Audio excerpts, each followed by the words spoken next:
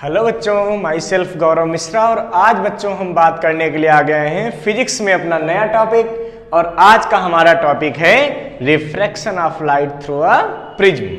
तो बच्चों यहाँ पे सबसे पहले हम लोग प्रिज्म के बारे में जानेंगे, फिर इसमें रिफ्रैक्शन कैसे होता है, ठीक है, और उस रिफ्रैक्शन से हम इस प्रिज्म के रिफ्रैक्टिव इंडेक्स को कैसे कैलकुलेट कर सकते हैं। ये सारी बातें आज हम लोग करने वाले हैं। इसका मतलब ये हुआ कि लास्ट तक हमें अपना ये वीडियो देखना है, ठीक है, और आप इस चैनल को लाइक, सब्सक्राइब और शेयर करते रहिए, जिससे कि ज़्यादा से ज़्यादा लोग इस चैनल से जुड़ें और उनकी जितनी भी प्रॉब्लम्स हैं फिजिक्स से रिलेटेड वो हम खत्म कर सकें। तो स्टूडेंट्स, हम बात करते हैं सबसे पहले प्रिज्म की। सबने आई थिंक प्रिज्म के बारे में समझ रखा होगा, थोड़ा बहुत आइडिया होगा कैसा होता है बच्चों। हाँ, कई बच्चे कहते हैं वो ट्रायंगल जैसा बनाते हैं। बच्चों, प्रिज्म क्या है? अगर मैं डेफिनेशन की बात करूं तो prism is a transparent homogeneous medium. Prism क्या है? Prism is a transparent homogeneous medium covered by two plane surface inclined at any angle.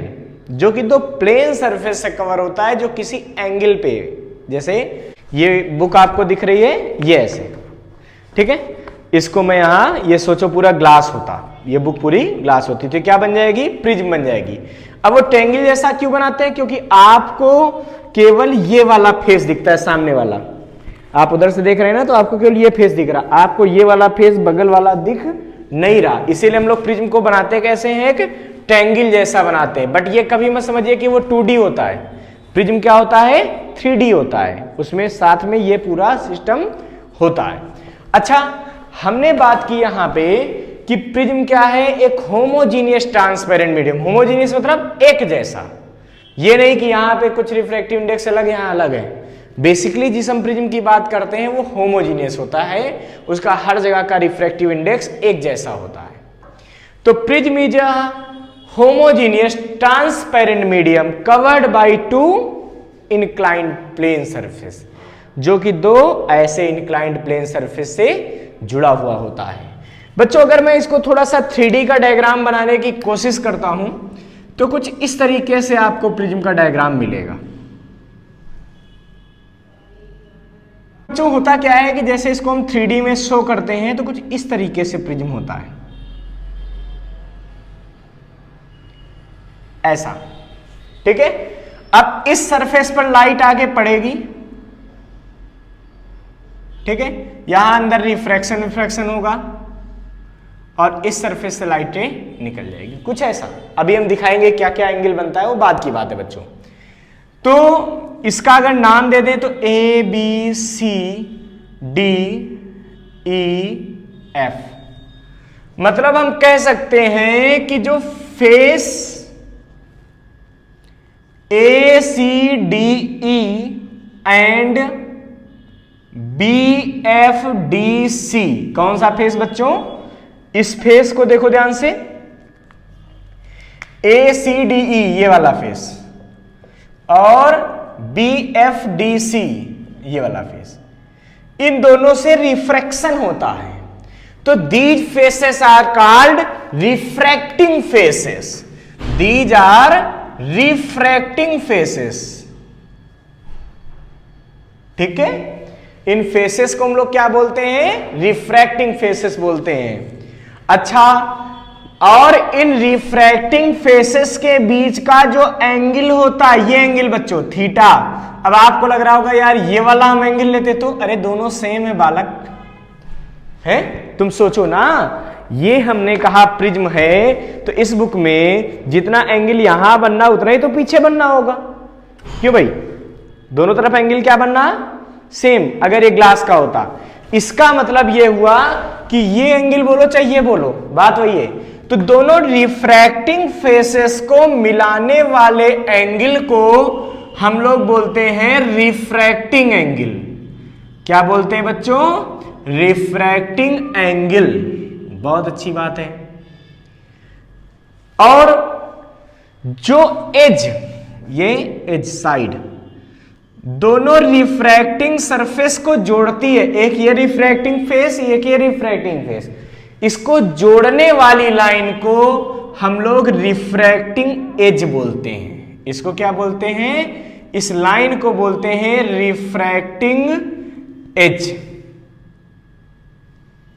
तो रिफ्रैक्टिंग एज क्या होती है बच्चों? DC is called refracting edge. ये तो बेसिक बात हम प्रिज्म की समझ गए हैं। अब चलिए हम प्रिज्म में रिफ्रैक्शन ऑफ लाइट को भी शो करते हैं और इसको अब हम लोगों को रिफ्रैक्शन ऑफ लाइट देखनी है किससे? प्रिज्म से। तो refraction of light through a prism कैसे बच्चों इसको हम पढ़ेंगे? तो सबसे पहले मान लेते हैं कि एक प्रिज्म है, ठीक है। एक हमने क्या सपोज कर लिया? प्रिज्म है। बच्चों प्रिज्म का डायग्राम हमेशा बड़ा बनाने की कोशिश की जाएगी, क्योंकि बड़ा डायग्राम होगा तो सारे एंगल बहुत क्लियरली आपको शो होंगे।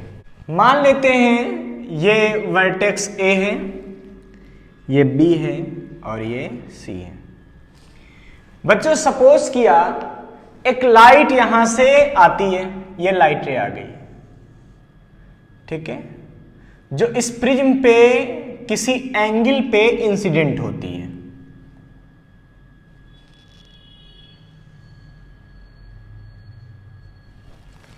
तो ये लाइट बच्चों क्या होती है? इंसिडेंट होती है। हमने मान लिया कि इस लाइट का कुछ भी नाम दे दो, हमने कहा पी क्यू ये लाइट है जो कि यहां पे इंसिडेंट होती है,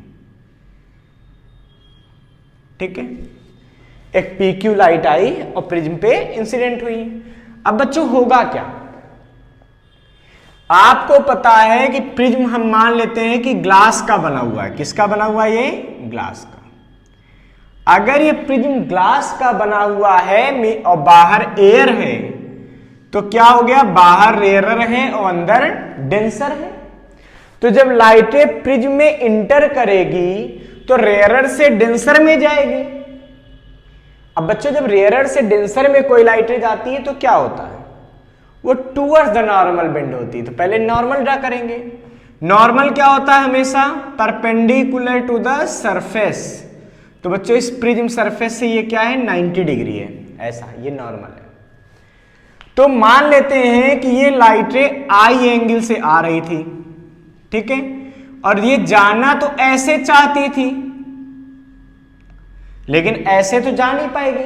अब क्या होगा? नॉर्मल के पास आ जाएगी। तो बच्चों अगर इस नॉर्मल को आप n1 नाम देते हैं तो ये नॉर्मल के पास मतलब इधर न जाकर के नीचे की तरफ थोड़ा सा बेंड हो जाएगी। तो ये ऐसे चली गई, ठीक है, ये आ गई। अब जब ये लाइटें यहां तक पहुंच गई है तो अब क्या होगा बच्चों? अब ये लाइटें क्या ये सीधी निकल जाएगी? नहीं। क्यों? क्योंकि अब जब ये प्रिज्म से बाहर निकलेगी तो डेंसर से कहां जाएगी? फिर से एयर में जाएगी, मतलब रेयरर में जाएगी। जब लाइटें डेंसर से रेयरर में जाएगी तो अवे फ्रॉम द नॉर्मल, दूर हटेगी नॉर्मल से। तो पहले तो नॉर्मल बना लो बच्चों। नॉर्मल कैसे बनेगा? This is the normal. अब ये क्या होगी बच्चों? Away from the normal. अगर ये n2 नॉर्मल हो तो क्या ये एंगल भी 90 डिग्री होगा? बिल्कुल, क्योंकि ये सरफेस पर परपेंडिकुलर होता है। तो अब बच्चों लाइटें क्या होगी? यहां से आएगी और ये सीधा नहीं जाएगी, अब ये अवे दूर हट जाएगी नॉर्मल से, ठीक है। जिस एंगल से लाइटें गई उस एंगल को हम मान लेते हैं आई डैश, जिससे बाहर निकली उसको क्या बोलते हैं? I dash. मतलब इस पॉइंट को हम नाम दे देते हैं आर और इसको कह देते हैं एस। तो हमने सपोज किया एक PQ लाइटें आई जो कि नॉर्मल से आई एंगल पे इंसिडेंट हुई प्रिज्म के सरफेस पर। किस सरफेस पर? AB सरफेस पर। इसके पीछे पूरा एक फेस होगा। अब ये क्या हुई कि यहां से बेंड होके ये नॉर्मल से R एंगल पे चली गई, क्योंकि ये इंसिडेंट एंगल, ये रिफ्रैक्टेड एंगल। और फिर ये AC सरफेस पर जब पड़ी तो इसका एंगल R डैश हो चुका था और ये I डैश एंगल से बाहर निकल गई। बच्चों आने वाली डायरेक्शन और जाने वाली डायरेक्शन, मींस इंसिडेंट रे को अगर हम आगे प्रोड्यूस कर दें, और जो इमर्जेंट रे है, ये बाहर निकलने वाली को बोलते हैं इमर्जेंट रे, इमर्जेंट रे को पीछे की तरफ बैकवर्ड में प्रोड्यूस कर दें, तो ये दोनों लाइट रे एक एंगल पे मिलती हुई महसूस होती हैं। इस एंगल को बोलते हैं delta. Del means angle of deviation, del means angle of deviation.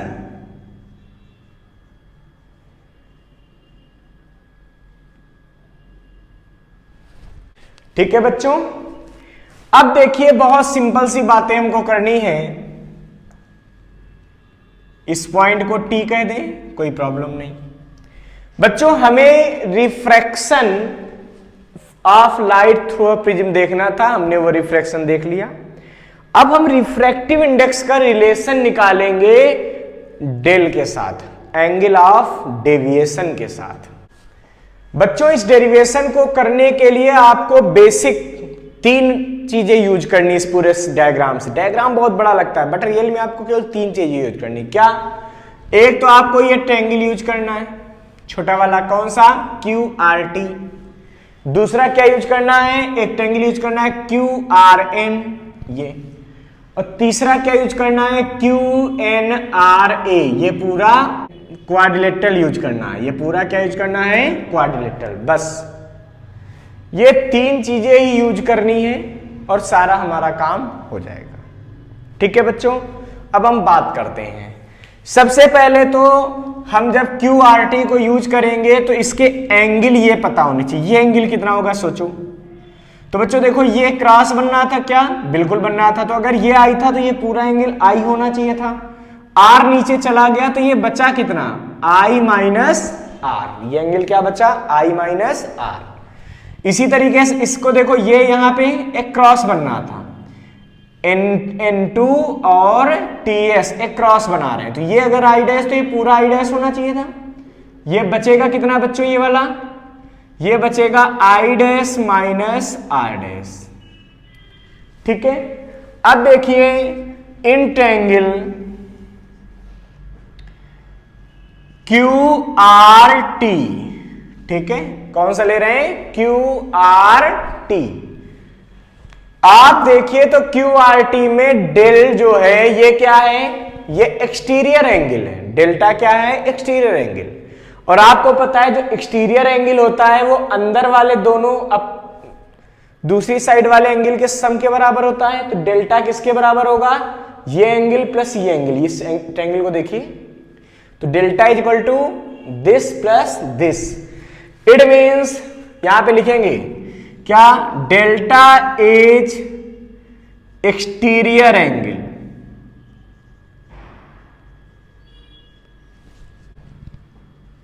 So delta is equal to I minus R plus I dash minus R dash.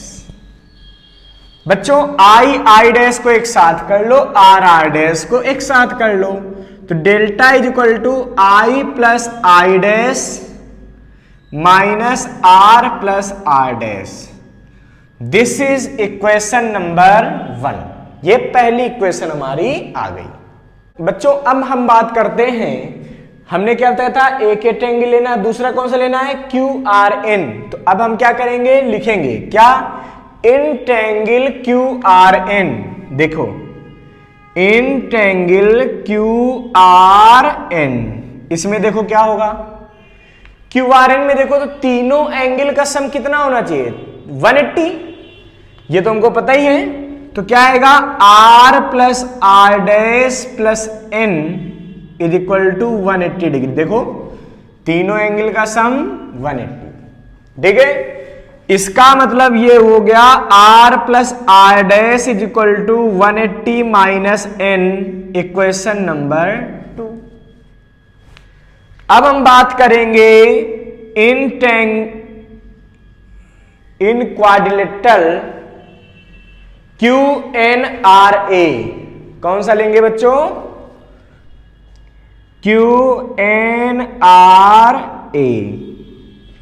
ये देखिए, अब इसमें जब हम बेसिक बात करेंगे तो हमको पता है चारों एंगल का सम 360 होना चाहिए। तो देखो Q वाला एंगल लो, तो देखो जब ये 90 तो इधर से भी ये 90, तो Q वाला 90 प्लस N प्लस R वाला एंगल भी 90। देखो ये पूरा एंगल जब लोगे तो ये क्या मिलेगा 90 और प्लस A मीन्स हमको मिलेगा 90 plus N plus 90 plus A is equal to 360।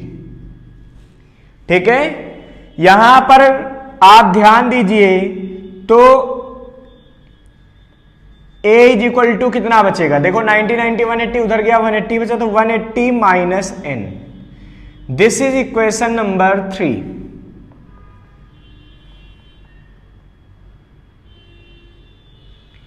ठीक है, अब आप ध्यान से देखिए from equation 2 and 3 we have R plus R dash is equal to A। R plus R dash किसके बराबर आ गया बच्चों, A के बराबर आ गया। ठीक है बच्चों प्रैक्टिकली ये देखा गया कि जो एंगल ऑफ डेविएशन है ये I पर डिपेंड करता है, इंसिडेंट एंगल पर। और जब हमने इसका कर्व ड्रॉ किया तो हमको कुछ ऐसा कर्व मिला।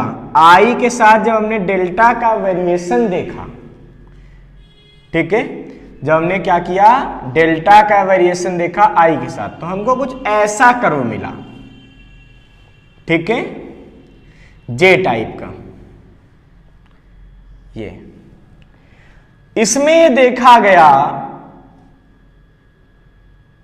कि हर प्रिज्म के लिए there is only one angle, केवल एक ऐसा इंसिडेंट एंगल होता है जिसके लिए डेल्टा की वैल्यू मिनिमम हो। इस समय डेल्टा क्या होता है, मिनिमम। बाकी सारे एंगल के लिए डेल्टा की वैल्यू ज्यादा होती इससे।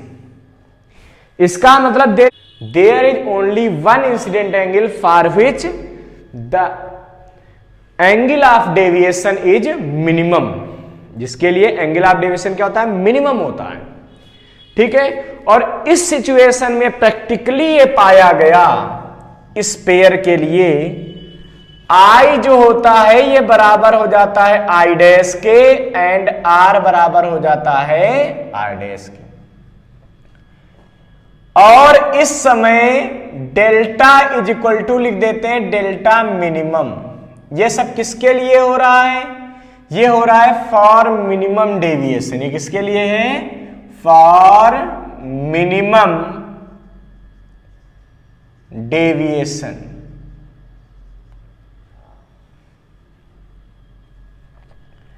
तो मिनिमम डेविएशन के लिए हमको क्या मिला बच्चों, I is equal to I dash, R is equal to R dash and delta की जगह क्या लिखेंगे, डेल्टा मिनिमम। ठीक है, अब बच्चों फ्रॉम फोर्थ इक्वेशन हम देखेंगे।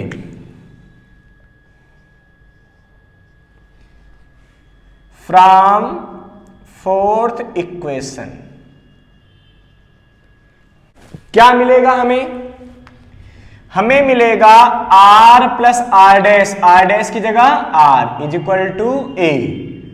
This indicate 2R is equal to A और R is equal to A by 2। ठीक है, एंड फ्रॉम इक्वेशन फर्स्ट पहले को यूज कर लीजिए।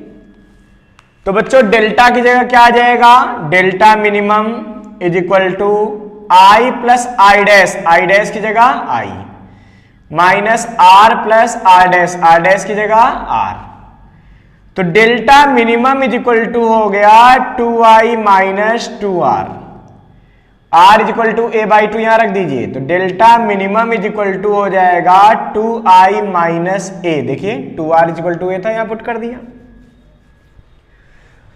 अब हमें I की वैल्यू यहां से मिल जाएगी, इसको इधर ले आओ तो क्या मिलेगी, delta minimum plus A upon 2, this is I। This is I, incident angle. So refractive index of prism with respect to medium क्या होगा? Mu is equal to sine I upon sine R. अगर मैं value put कर दूं तो मुझे क्या मिलेगा? Mu is equal to sine I की जगह बच्चों A plus delta minimum upon 2 divided by sine R, और आर की वैल्यू कितनी है बच्चों? देखो a by 2। This is the refractive index of the prism in the term of minimum deviation angle and A is called, हमने बताया था ना इस एंगल को क्या बोलते हैं? This is called refracting angle. A को क्या बोलते हैं? Refracting angle. As called refracting angle. तो ये बच्चों हमारे पास डेरिवेशन हो चुका है।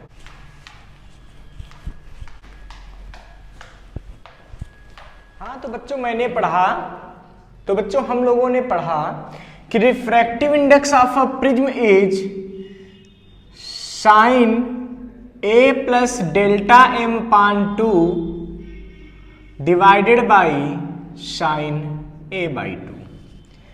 यहां पर बच्चों ए क्या होता था? A is the refracting angle. Refracting means ये एंगल ऊपर वाला, ठीक है, ऐसे लाइट जाती थी। और डेल्टा क्या होता है बच्चों? ये डेविएशन एंगल। बच्चों अगर मैं बेसिक बात करूं यहां पे, ठीक है, यहां पे हम लोग डेल्टा एम लिख रहे हैं, जबकि पहले मैंने डेल्टा मिनिमम लिख के आपको पढ़ाया। तो we used delta minimum as delta M now. Students अगर हम थिन प्रिज्म की बात करें, for thin prism, thin prism का मतलब होता है कि जो ए है रिफ्रैक्टिंग एंगल है, it is less than 5 degree, ठीक है, 5 डिग्री है उसके आसपास का। तो जब ऐसा हो जाता है इस सिचुएशन में, चूंकि ए बहुत कम हो गया, तो sine A by 2 can be written as A by 2 and sine A plus delta M by 2 can also be written as A plus delta M by 2। If we put these values in the equation of refractive index, then we get mu is equal to sin, तो हट गया, we get a plus delta m by 2 divided by a by 2। देखिए sign दोनों हट गए यहां से। क्यों? क्योंकि प्रिज्म बहुत थिन हो चुका है। प्रिज्म बहुत थिन होने का मतलब a टेंड्स टू 0। a जो है वो बहुत छोटा हो चुका है, बहुत छोटा हो गया, यानी कि 0 के आसपास हो चुका है। बच्चों now mu is equal to a plus delta M upon A. क्यों? अपान 2 पलट के ऊपर जाएगा, 2 से 2 कैंसिल, क्रॉस मल्टीप्लाई। तो mu a is equal to a plus delta M. This indicate delta M is equal to mu minus 1 into A. Delta M is equal to mu minus 1 into A. बच्चों यहां से आपको एक बात पता चल रही है कि जो डेल्टा एम है ये म्यू पर भी डिपेंड करता है, means refractive index of the prism, ठीक है।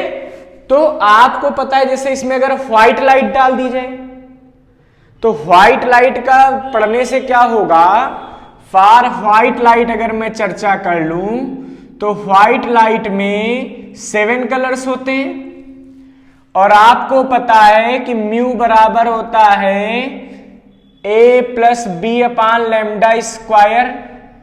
तो जैसे जैसे लैम्डा बढ़ता है वैसे वैसे म्यू क्या होता है, घटता है, रिफ्रैक्टिव इंडेक्स डिक्रीज होता है। और जब रिफ्रैक्टिव इंडेक्स डिक्रीज होगा तो delta means angle of deviation भी डिक्रीज होगा। अगर व्हाइट लाइट किसी प्रिज्म पे डाली जाए तो वो 7 कलर्स में स्प्लिट हो जाती है। क्यों? क्योंकि हर कलर का डेविएशन एंगल अलग अलग होता है। जिसकी वेवलेंथ सबसे ज्यादा उसका म्यू सबसे कम। अच्छा, सबसे कम डेविएशन एंगल किसका होगा? तो जिसका लैम्डा सबसे ज्यादा उसका म्यू सबसे कम, और जिसका म्यू सबसे कम उसका डेल्टा भी सबसे कम। तो सबसे कम किसका होगा? रेड का। इससे ज्यादा ऑरेंज का, इससे ज्यादा येलो का, इससे ज्यादा ग्रीन का,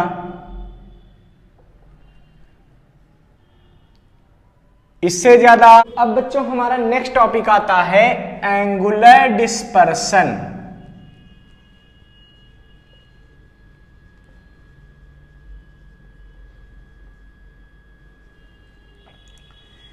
ये क्या होता है, अब हम लोग इस पे डिस्कस करते हैं। बच्चों होता क्या है कि जब व्हाइट लाइट को किसी प्रिज्म से पास कराते हैं, जैसे मान लो ये प्रिज्म है ABC, ठीक है, और इसमें क्या करते हैं, व्हाइट लाइट पास कराते हैं, तो आपको पता होगा कि ये व्हाइट लाइट क्या होती है, 7 कलर्स में ब्रेक हो जाती है। ये व्हाइट लाइट 7 कलर्स में ऐसे,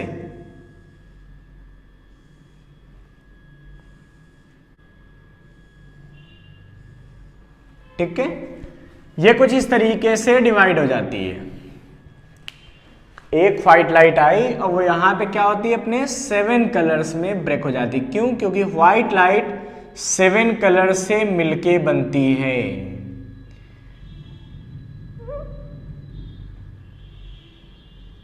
कुछ इस तरीके से।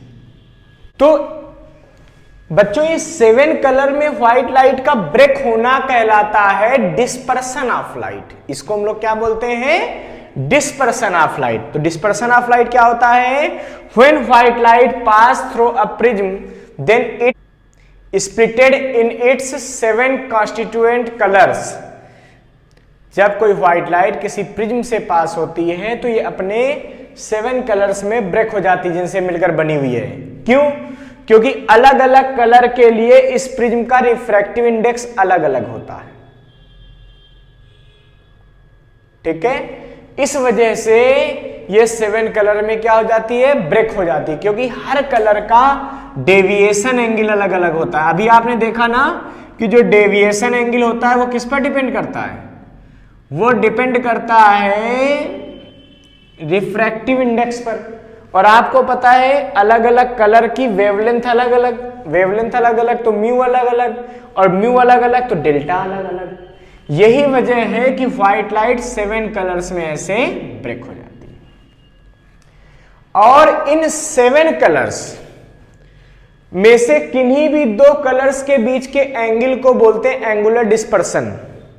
मतलब अगर जैसे ये येलो, ये वॉयलेट गई और इधर से ये रेड, इन दोनों को पीछे मिलाया तो ये जो एंगल बनेगा ये कहा जाएगा angular dispersion of violet and red. अभी किन्हीं भी 2 कलर को पीछे मिला दें तो वहां जो एंगल बनेगा उसको बोलते हैं angular dispersion. Means angular dispersion is the angle between 2 emergent colours. 2 emergent जो कलर हैं, कोई भी हो सकते हैं, वॉयलेट रेड का भी हो सकता है, किसी का भी, उनके बीच जो एंगल बनता है उसको हम लोग बोलते हैं एंगुलर डिस्पर्सन। अब जैसे मैं बात करता हूं कि एक प्रिज्म पर मान लीजिए व्हाइट लाइट गिरती है, इंसिडेंट होती है, और इससे मैं 2 कलर्स की बात कर रहा हूं यहां पे,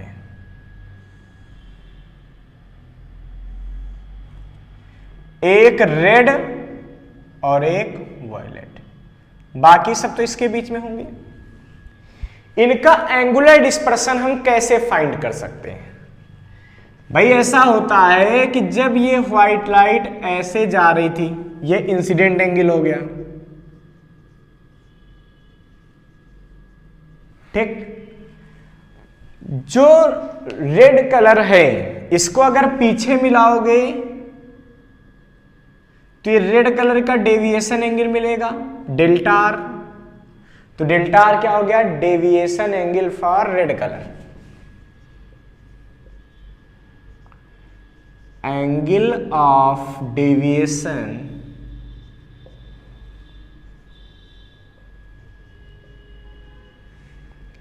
for red color, and delta V is the angle of deviation for violet color। अब बच्चों ध्यान से देखिए, डेल्टा V कैसे बनेगा? ये बनेगा,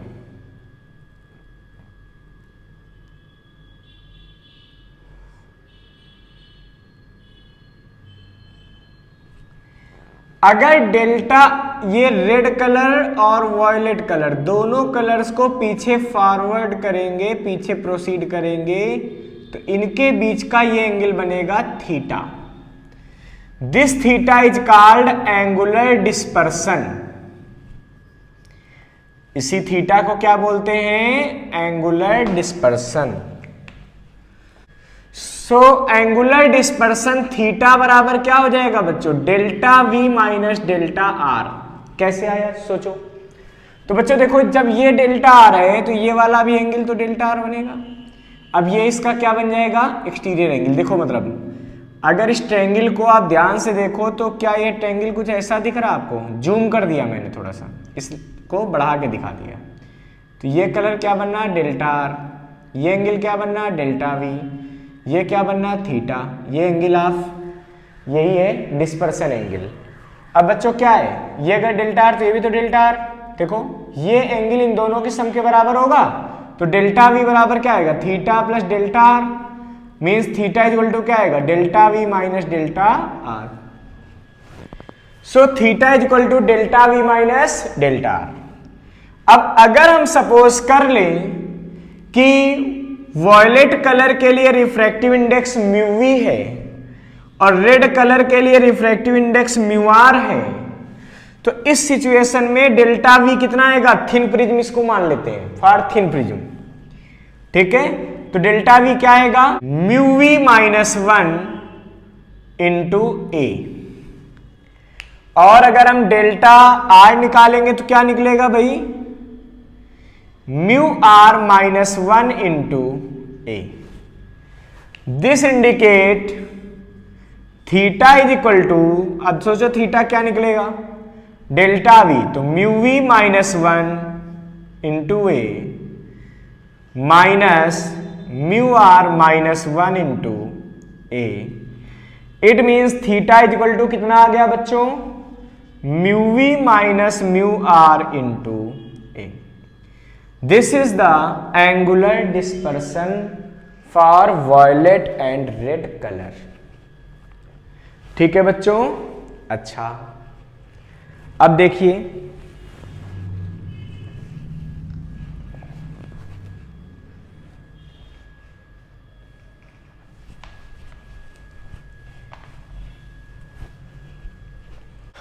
तो डिस्पर्सिव पावर को हम ऐसे समझ सकते हैं कि dispersive power is the ratio of, dispersive power is the ratio of angular deviation. मतलब थिन प्रिज्म की हम डिस्पर्सिव पावर आपको बता रहे हैं।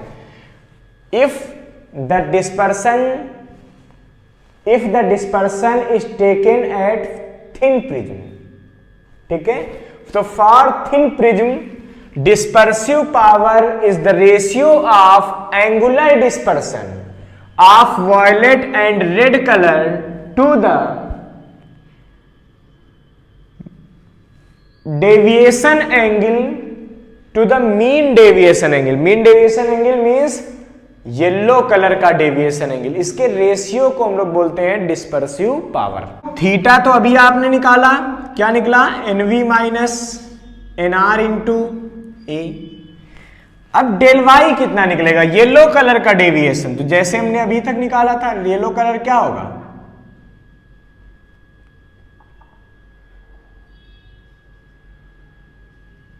भाई थीटा अभी अभी आपने निकाला है, थीटा इक्वल टू क्या निकाला, mu V minus mu R into A, अभी कैलकुलेट किया है angular dispersion of violet ended colour. और येलो कलर के लिए अगर हमको डेविएशन एंगल निकालना हो तो क्या निकालेंगे, म्यू वाई माइनस 1 इंटू ए। अगर मैं ये वैल्यू यहां पुट कर दूं तो क्या मुझे एंगुलर डिस्पर्सन की वैल्यू मिल जाएगी, बिल्कुल मिल जाएगी, mu V minus mu R into A upon mu Y minus 1 into A से ए कैंसिल हो गए, तो बच्चों ओमेगा कितना बचेगा, mu V minus mu R upon mu Y minus 1। This is the formula for dispersive power of the thin prism. ना कि जो डिस्पर्सिव पावर है देखो उसमें ए नहीं आता, मतलब वो रिफ्रैक्टिंग एंगल पे डिपेंड नहीं करता।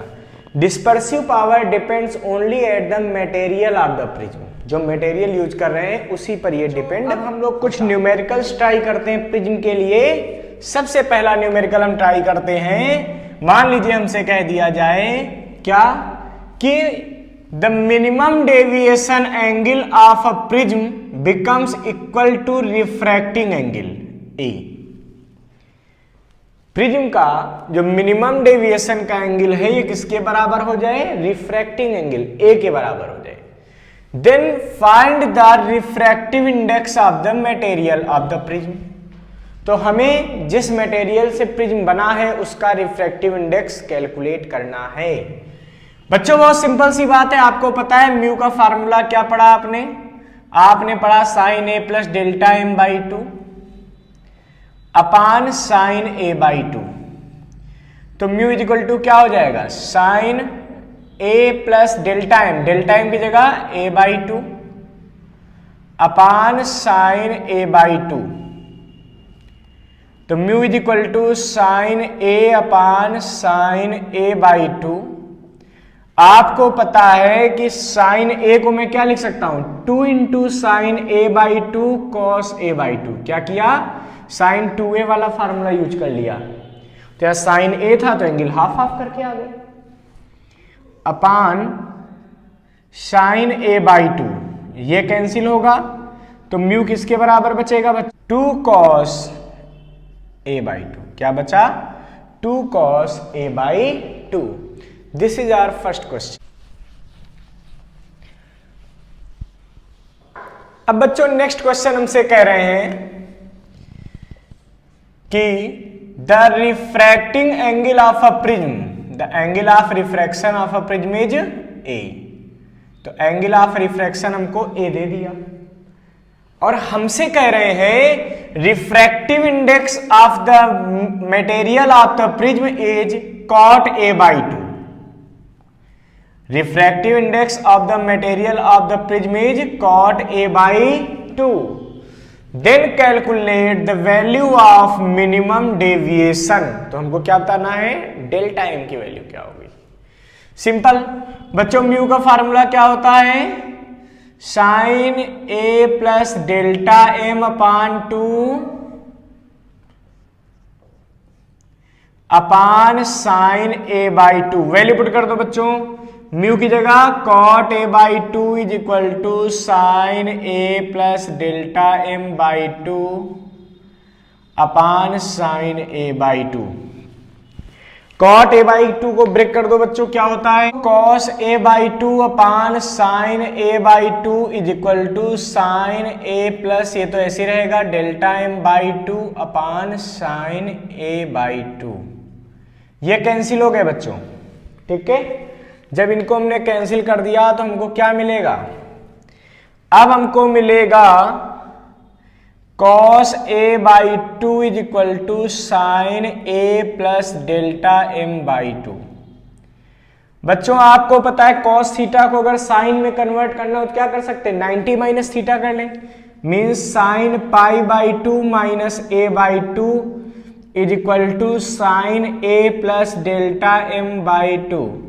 साइन से साइन हट जाएंगे, इनवर्स फंक्शन होके छोड़ देते हैं, साइन से साइन को छोड़ दो, क्या बचेगा, ये बचेगा pi by two minus A by two is equal to sine तो चला गया, हट गया, तो क्या बचा, A plus delta M by two. इसका मतलब क्या बचा बच्चों में, तो डेल्टा एम चाहिए, टू से सारे टू कैंसिल कर दो तो क्या बचेगा, pi minus A is equal to A plus delta M. तो डेल्टा एम बच्चों कितना आ जाएगा, ये डेल्टा एम कितना आएगा, देखो ए इधर आया तो क्या हो गया, pi minus two A. This is answer of the question. अब नेक्स्ट क्वेश्चन, अब हमारा ये क्वेश्चन आता है बच्चों कि refracting angle of a prism is 30 degree. Refracting angle क्या है बच्चों, ये 30 डिग्री, ठीक है। और कह रहे हैं कि one of the two surface is silver polished. इस तरफ क्या कर दिया हमने, सिल्वर कोटिंग कर दी। इसमें जब इसमें हमने सिल्वर कोटिंग कर दी मतलब ये बन गया मिरर टाइप का, ठीक है। यहां से ये क्या बन गया, मिरर जैसा बिहेव करेगा। कह रहे refractive index of the prism is, इसका रिफ्रैक्टिव इंडेक्स आपको दिया है कितना, √2। कह रहे a light entered from the other face, जो दूसरा ये फेस है इससे जब लाइट इंटर करती है किसी भी एंगल पे, पता नहीं किससे कर रही बच्चों, तो कह रहे हैं कि enters from the other face then it retraced its path. Retraced होने का मतलब देखो भाई, यहां से लाइटें मान लो पड़ी, हम कहते हैं आई एंगल पे पड़ गई, ठीक है, तो क्या होगा, लाइटें को जैसे मुड़ेगी भाई, सीधा तो जाएगी नहीं, अब क्या होगी, टूवर्ड्स द नॉर्मल बेंड होगी, तो ऐसे मुड़ गई, नॉर्मल के पास आ गई, यहां पड़ी। और कह रहे हैं रीटेस्ट कब करेगी, जब ये लाइटें इसके परपेंडिकुलर गिरे। इसका मतलब ये पक्का है कि ये एंगल क्या होगा, 90 डिग्री होगा। अब बच्चों तभी तो रिट्रेस करेगी भाई, 90 डिग्री पे आएगी, ये डायरेक्ट वापस करेगा और यहां से वापस। अब हमसे कह रहे हैं फाइंड द इंसिडेंट एंगल, तो हमें क्या करना है बच्चों, आई की वैल्यू फाइंड करनी है। कैसे करेंगे, बहुत सिंपल सा क्वेश्चन है, ध्यान से देखिए भाई। जब ये 90 बन जाएगा, ये 30 है, तो ये वाला एंगल कितना बनेगा भाई, तीनों का सम तो 180 होना चाहिए, छोटा सा ट्रायंगल, तो ये 30 ये 90, तो क्या बना बच्चों 60 डिग्री। ये आपने क्या ड्रा किया था, this is the normal. Normal मतलब ये टोटल एंगल इधर भी 90 था, इधर भी 90 था। अच्छा, जब टोटल एंगल 90 था तो क्या आपको दिख रहा है कि ये वाला एंगल कितना होगा, बिल्कुल दिख रहा, 30 डिग्री। क्यों, ये देखो 90 था टोटल, 60 ऊपर चला गया, नीचे क्या बचा 30। अब आपको पता है कि यहां पे देखो एंगल ऑफ इंसिडेंट निकालना है, एंगल ऑफ रिफ्रैक्शन मिल गया और म्यू पता है। अब हमको पता है यहां पे रिफ्रैक्शन का बेसिक फार्मूला लग जाएगा, mu is equal to sine I upon sine R. Value put कर दीजिए, mu is equal to sine I तो हमको फाइंड ही करना है, म्यू की वैल्यू पुट कर दो, यहां पे कितनी है बच्चों, √2। साइन आर की वैल्यू कितनी है बच्चों, 30 degree, means √2 is into sine 30 is equal to sine I. Sine 30 की वैल्यू पुट करो, √2 इंटू साइन 30, तो क्या आएगा बच्चों 1/2 इज इक्वल टू साइन आई।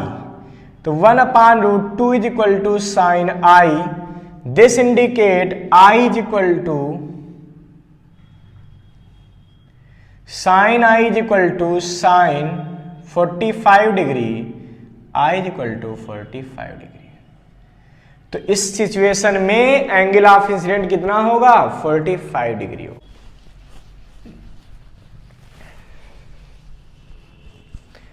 बच्चों अब हमारे पास एक क्वेश्चन आता है कि एक थिन प्रिज्म है कोई, ठीक है, कैसा प्रिज्म है, थिन प्रिज्म, जिसका रिफ्रैक्टिंग एंगल 10 डिग्री है और इसका रिफ्रैक्टिव इंडेक्स 1.42 है। करें this prism is combined with another prism, इसको किसी दूसरे प्रिज्म के साथ कंबाइंड किया गया है having refractive index 1.7 and this combination produce the dispersion without deviation. ये जो कॉम्बिनेशन है क्या करता है, डिस्पर्सन प्रोड्यूस करता है, लेकिन कैसा, विदाउट डेविएशन, बिना किसी डेविएशन के। Then find the refracting angle for the second prism, हमको सेकेंड थिन प्रिज्म का रिफ्रैक्टिंग एंगल फाइंड करना है। बच्चों इस क्वेश्चन को करने का बहुत सिंपल सा मेथड हम लोग कर सकते हैं।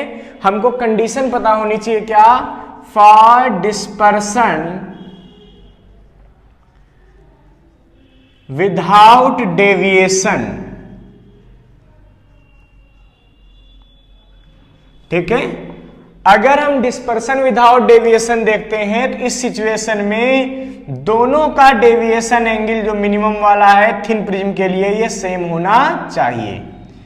इसका मतलब ये हुआ mu minus 1 into A is equal to mu minus 1 into A dash. क्यों, क्योंकि दोनों का थिन प्रिज्म का डेविएशन का फॉर्मूला पुट कर दो। अब क्या आएगा बच्चों, ये म्यू 1.42 माइनस 1 इंटू ए कितना है 10 degree, 1.7 minus 1 into A dash कितना है बच्चों, यही तो हमको फाइंड करना। तो ये क्या बचेगा 0.42 इंटू 10 अपान 0.7, देखो यहां से 0.7 बचेगा, डिवाइड कर लिया, is equal to A dash. This indicate A dash is equal to, अब क्या होगा बच्चों 6 डिग्री। इसका मतलब refracting angle of the second prism will be 6। हाँ तो बच्चों अब हमारे पास नेक्स्ट प्रॉब्लम आती है कि एक प्रिज्म है ये, ठीक है, ए बी सी ऐसा। This is a prism having refracting angle A, ठीक है, प्रिज्म एंगल क्या बच्चों दिया है A, and refractive index of the prism is N. N क्या है उसका, रिफ्रैक्टिव इंडेक्स, रिफ्रैक्टिव इंडेक्स। हमसे कह रहे हैं अ लाइट रे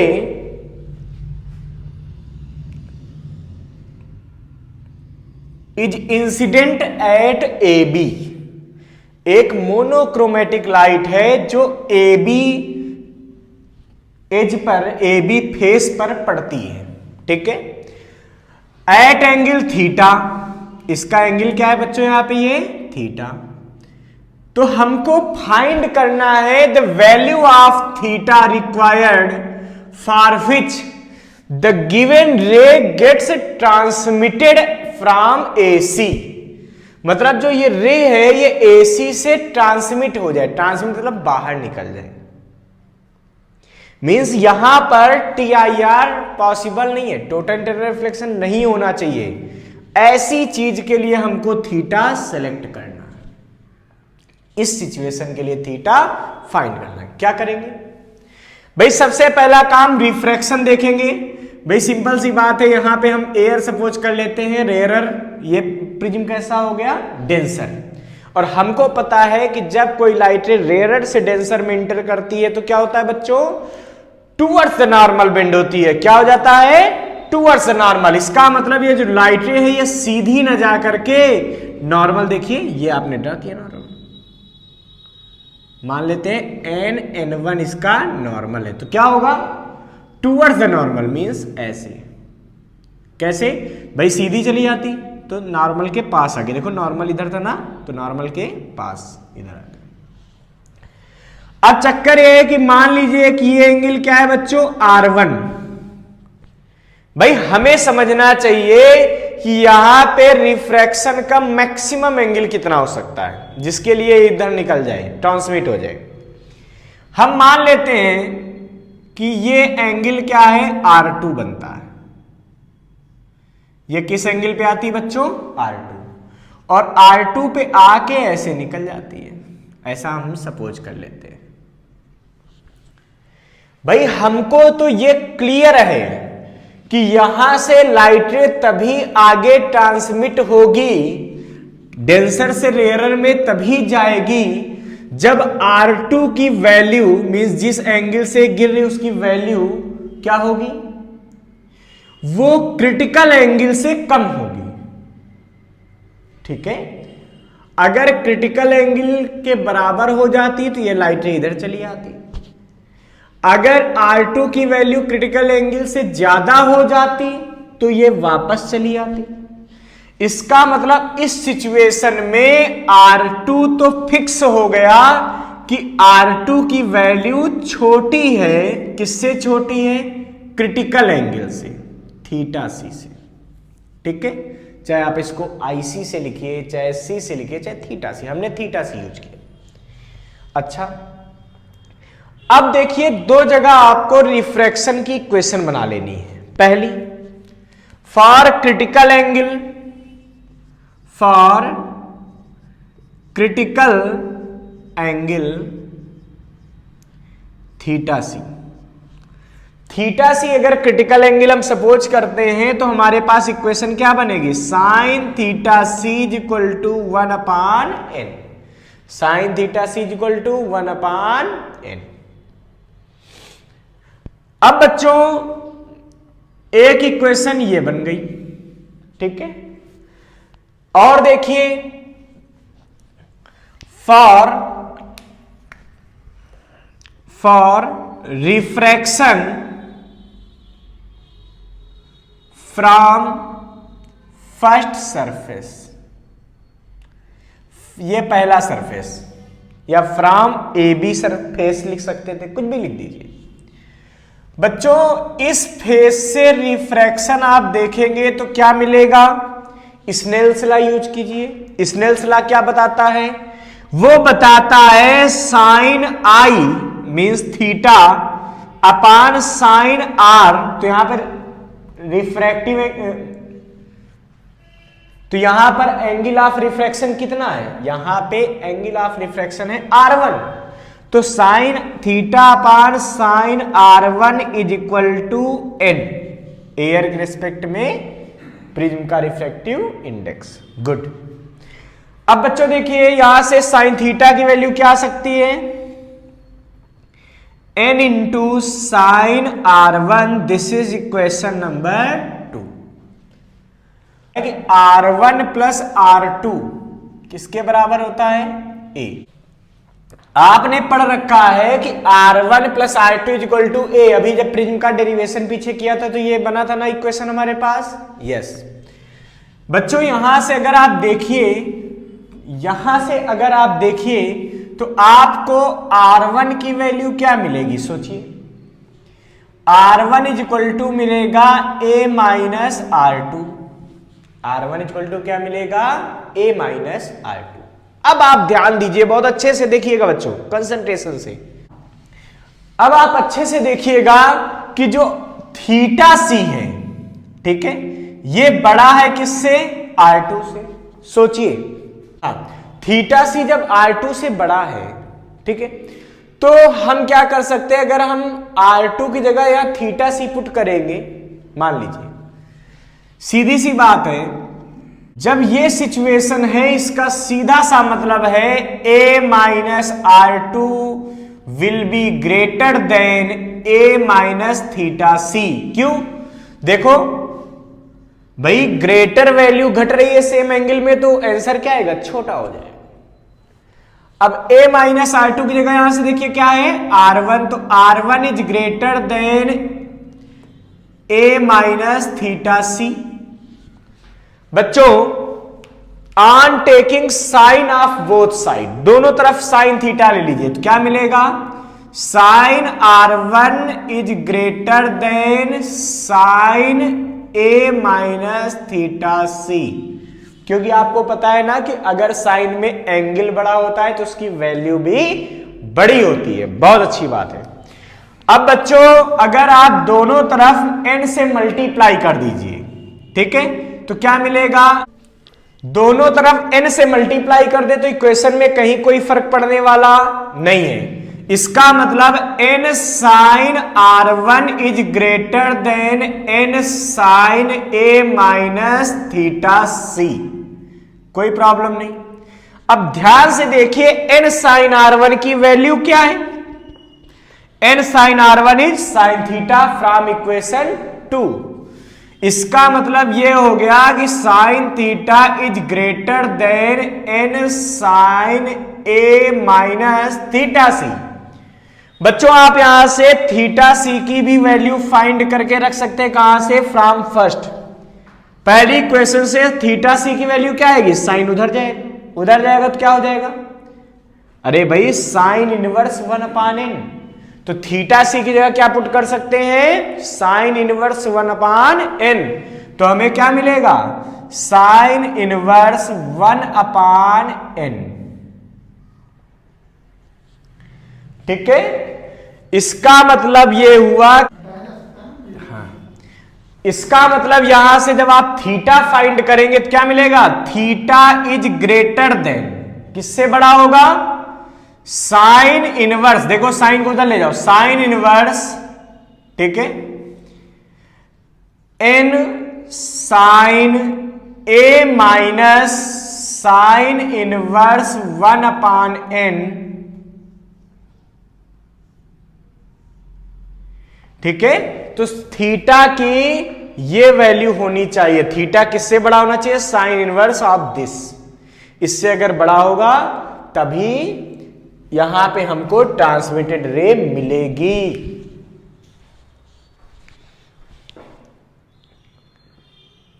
थीटा की ये वैल्यू होनी चाहिए। थीटा किससे बड़ा होना चाहिए? Sine inverse of this. इससे अगर बड़ा होगा तभी यहां पे हमको ट्रांसमिटेड रे। नेक्स्ट क्वेश्चन ये आता है कि अ पैरेलल बीम ऑफ लाइट, ठीक है, एक कोई पैरेलल लाइट बीम आ रही थी। A parallel beam of light is incident at side PQ at angle alpha. ये एंगल बच्चों क्या दिया है? अल्फा। ठीक है, refractive index of prism is √2। इस प्रिज्म का रिफ्रैक्टिव इंडेक्स क्या दिया है बच्चों? √2 दिया है। और कह रहे हैं this light ray gets total internal reflection at PR। ये यहां से क्या करती है? PR पे टोटल इंटरनल रिफ्लेक्शन ले लेती है। For minimum value of alpha is 45। Means जब अल्फा की मिनिमम वैल्यू क्या है? 45 है, तो ये लाइटें क्या होती है? यहां से टोटल इंटरनल रिफ्लेक्शन ले लेती है। कहां से? PR से। Then we have to find the value of theta, जबकि PQR प्रिज्म कैसा है? राइट एंगल्ड प्रिज्म है। मीन्स ये एंगल इसका 90 डिग्री। बच्चों इस क्वेश्चन को हम कैसे सॉल्व कर सकते हैं? पहले तो मैं ये सोचूंगा कि अल्फा एंगल पे लाइटें आती है और मैक्सिमम यहां सिचुएशन ले लेती है। मैक्सिमम सिचुएशन का मतलब है कि वो क्रिटिकल एंगल से यहां पे गिरे लाइट रे। तो सोचो क्या होगा? पहले तो रिफ्रैक्शन सोचो। जब यहां पे लाइटें गिरेगी तो नॉर्मल, भाई सीधा तो जानी नहीं है। क्यों? क्योंकि ये डेंसर, रेयरर से डेंसर में जाएगी, तो क्या होगी? Towards the normal. मीन्स ये ऐसे बेंड होगी। जब यहां पे लाइटें गिरेगी तो कह रहे हैं, हम क्या सोच रहे हैं कि ये टोटल इंटरनल रिफ्लेक्शन से पहले क्रिटिकल एंगल की सिचुएशन में क्या करेगी। तो बच्चों अगर ये एंगल क्रिटिकल एंगल बन गया तो ये IC बन जाएगा, क्रिटिकल एंगल। ठीक है, इस सिचुएशन में लाइटें कैसे जाएगी? ऐसे लाइटें। अब हमको सोचना है कि इससे थोड़ा भी ज्यादा कम एंगल होगा, अगर इससे एंगल अगर थोड़ा भी घटेगा तो यहां से टोटल इंटरनल रिफ्लेक्शन हो जाएगा। इन्होंने कहा कि अल्फा की मिनिमम वैल्यू 45 है, जिससे कि टोटल इंटरनल रिफ्लेक्शन होता है। ठीक है, अब सोचिए बच्चों, इसमें आपका एम क्या है? आपको फाइंड करना है थीटा। बहुत सिंपल। क्या आप ये एंगल निकाल सकते हैं? बिल्कुल निकाल सकते हैं। हम सपोज कर लिया, ठीक है, तो यहां पे इस पॉइंट को कुछ भी आप नाम दे दीजिए, हमने एस, ये क्या है टी। तो एट पॉइंट एस देखिए, एट पॉइंट एस पॉइंट पे लॉ ऑफ रिफ्रैक्शन यूज कर लीजिए from Snell's law. Sine alpha upon sine R is equal to N. N कितना दिया है बच्चों? तो साइन अल्फा, अल्फा कितना है देखो पहले 45, साइन आर, एन की वैल्यू √2, साइन 45 1 अपान √2 अपान में sine R is equal to √2 mean sine R is equal to 1 upon 2, R is equal to 30 degree. R 30 आ गया, वेरी गुड। देखिए आईसी भी आप कैलकुलेट कर सकते हैं, कैसे भाई? Sine IC is equal to 1 upon N. तो साइन आईसी क्या होता है? Critical angle is equal to, sine में critical angle is equal to 1 upon refractive index, mean sine IC is equal to 1 upon N. N की value क्या है बच्चों? √2। तो sine IC is equal to sine 45, we can say IC is equal to 45 degree. ध्यान से देखिए आप यहां पे, तो आपको एक चीज दिखाई दे रही होगी, अगर ये एंगल 45 है तो ये ऊपर वाला भी 45। ध्यान दो, ये 90 था, ये 30 आया, तो ये टोटल कितना बन गया बच्चों? 120 डिग्री। आपको थीटा फाइंड करना है। क्या ये एक ट्रायंगल दिख रहा है? हाँ बिल्कुल दिख रहा है। तो इन ट्रायंगल PST, कौन सा बच्चों? PST। इसमें ध्यान से देखिए, दिस प्लस दिस इज 180, तीनों एंगल का सम 180। तो theta plus 120 plus 45 is equal to 180 degree. What we get the value of theta? यहां पे जुड़ेगा 165, उधर सब्ट्रैक्ट होगा तो 15 degree. This is the value of theta.